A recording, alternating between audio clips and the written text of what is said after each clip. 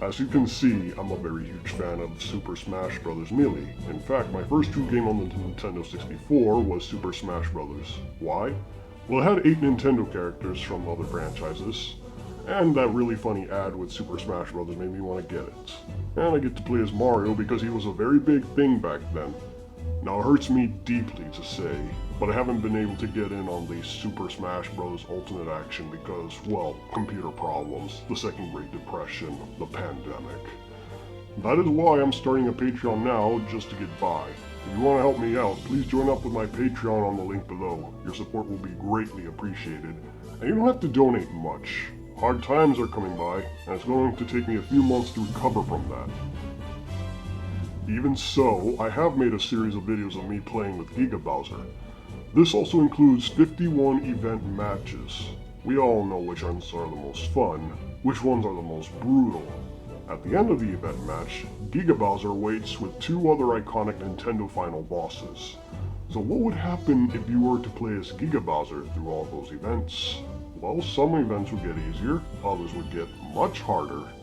Yet it seems I am not the only one who went through this. Hello, Nyan Cat. King of the Mountain. Starting off the top 10, King of the Mountain is rather spooky with all those ice climbers. There isn't much to say. The large target Giga Bowser has to survive an auto-scroller, and 4 characters are trying to kill him. It is a bit difficult to spam Whirling Fortress, which absolutely invalidates group attacks. In case you don't know, Whirling Fortress is Giga Bowser's fastest, widest, most invincible attack he has. The version that Bowser has is fast, but that's about it. Really though, the auto-scroller stage is what's going to give Giga Bowser some pause here. Time for a checkup. Oh, that Dr. Mario stage was bar none the most brutal of the event matches. Luigi struggled so badly against the wicked combination of 2 level 9 computers, Dr. Mario and Nurse Peach. A powerful combination. This can trip up Giga Bowser too if you don't get as equally aggressive as the much stronger monster. If you don't KO one of them quickly, they can and will put you in a world of pain. Still, Whirling Fortress works pretty well here, and the best part, Giga Bowser is immune to throws. Consider this a lifesaver. Trophy Tussle 3. This is the only one that remains consistently difficult with all characters, arguably even more so than the Showdown. All it has to do with the fact is that 3 of your opponents are randomized, meaning you can't practice. Majora's Mask is a tricky stage to get around. The items in the stage may ruin you, and the time limit is not on your side. All in all, this area was one of the very last ones to defeat because it was so hard, and this is no cakewalk for Giga Bowser either. Even so, there are stages coming up that are much harder for Giga Bowser. The ironic part is, well, it's easier with other characters. Kirby's Air Raid. Grabbing items is very difficult to do for Giga Bowser. Most stages coming up that involve Giga Bowser or the enemy grabbing items and will often not end well for the Smash King. Giga Bowser is slow. He can struggle getting the warp stars, and it takes a bit of lag for Giga Bowser to get on and off the warp star. If you miss, it's going to be a significant cost of time. You are also going to learn to hate R-Wings. That single one can interfere with you. Target acquired. I told you. Anyhow, Jigglypuff is often used by beginners to kill Giga Bowser in Event 51. This time, you must destroy the cutish puffball before the R-Wings do. The problem is, they will destroy you too, a lot. This is the Corneria stage where the R-Wings are extremely aggressive. Giga Bowser's massive hurt box is going to get bombarded so badly he will be stun locked. Jigglypuff will get caught in the crossfire, and then often the R-Wings will steal your kills. Pokemon Battle.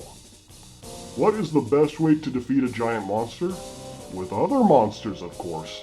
Pokemon battle has a gimmick where you can only damage your foe with Pokeballs and Pokemon. You can't actually use your own attacks to kill the Pikachu. You are a Pokemon trainer, and Giga Bowser turns out not to be very good at that bit. First, he has trouble grabbing some Pokeballs quickly enough. Throwing Pokeballs at another distance is another obstacle, as he's kinda sluggish at throwing, yet he throws too hard. Those will go flying off the stage. The second issue is that the landscape might change, where the Pokeballs might appear in small spaces and Giga Bowser struggles to reach them. The ultimate handicap is literally that, a launch handicap to both players. This is especially bad considering Giga Bowser has a huge hurt box and his massive weight is no longer an advantage. A strong Pokemon can OHKO the other player, barring a few that can simply stun lock you. Legendary Pokemon are rare, but are going to cause Giga Bowser serious headaches, I promise. But there are annoyances. Wobbuffet, which will trap Giga Bowser with its Shadow Tag counter combo. Porygon 2 and Snorlax are fast and huge, respectively, and will OHKO Giga Bowser if you're unlucky enough to get close. Unknown, of all things, are one of the most dangerous Pokemon to Giga Bowser, because they swarm and they have deadly knockback on Giga Bowser. Clefairy is a risky gamble with Metronome. Togepi can darken the area, which will screw you. Finally, the worst one by far is Scizor. It homes in on you like a missile, is fast, is really hard to evade, and will insta-kill Giga Bowser.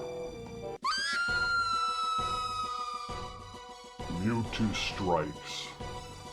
One disadvantage of being Giga Bowser is that you can't kill certain targets. Now, if it's something like Nana, who doesn't attack you, you're fine.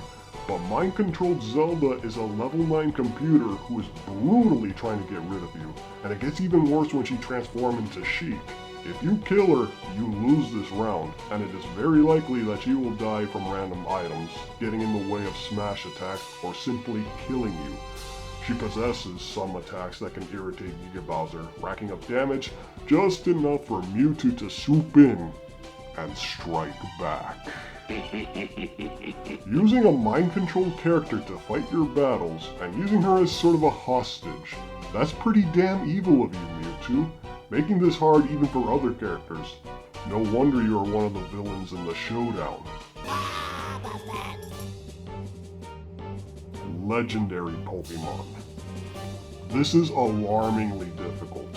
This was considered to be the most fun intermission kind of event. Trust me, I really enjoyed Legendary Pokemon. You just pick any character, kill Jigglypuff, and have fun unleashing the Legendary Pokemon's awesome attacks on the giant enemies. Giga Bowser's issue with grabbing Pokeballs is more troublesome here. Of course, Jigglypuff has been consistently one of Giga Bowser's most dangerous counters, but now it has the ability to fly to different platforms and grab Pokeballs effortlessly. The huge hitbox of Giga Bowser makes him particularly vulnerable to legendary Pokemon attacks. Once Moltres, for instance, shows up, or Lugia, it is over for Giga Bowser. He can find himself trapped by other legendary Pokemon's attacks and ragdolled constantly by Jigglypuff's constant Pokeballs. Wobbuffet also makes this immeasurably difficult for Giga Bowser, because even touching Wobbuffet will stun Giga Bowser enough that Jigglypuff will reach the next Pokeball. So if you want to try to throw the Pokeball, it will fly off the stage or never reach the target Jigglypuff.